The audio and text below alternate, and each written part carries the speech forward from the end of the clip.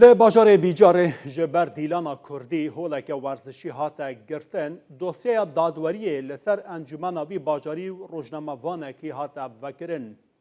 لی باجار بیجار سر به پارێزگا سنه پشتی فستیوالا خوراکی که به بونه روژن شعبانی هاته بوله درخستن دل میران گووندک کردی راشبلک گریدان. اف گووند بو صدما کارودان هندک کسین آیلی و هن آلین تند رو داخواست کردن کل پرسینک هبه. روزگاری گشتی باجار بیجار جی دوسیه که تایبت جبوه مجاری وکروب ایرو پولیس او هولا ورزشی و فستیوال تیدا بره و چوبو داخست.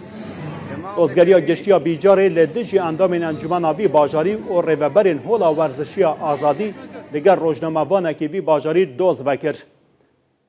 ده وی دوزنامه دا آماجه هاتیه کرن که ریوبریا وی هولا ورزشی اندام انجمن باجار و روزنامه‌وان محمد آقایی بونه صدم بلاف بونه بی اخلاقیه. محمد آقایی ریوبری کانالا جارچیه که زیدتر به زمان طنز و کمدیا نوچه او مجارین گریدای باجاری بیجاری بلاف دکه لسر داخواز انجمن باجار نوچه وی فستیوالی جی بلاف کری بوله نها دوسیه لدیجی باتیه بکری.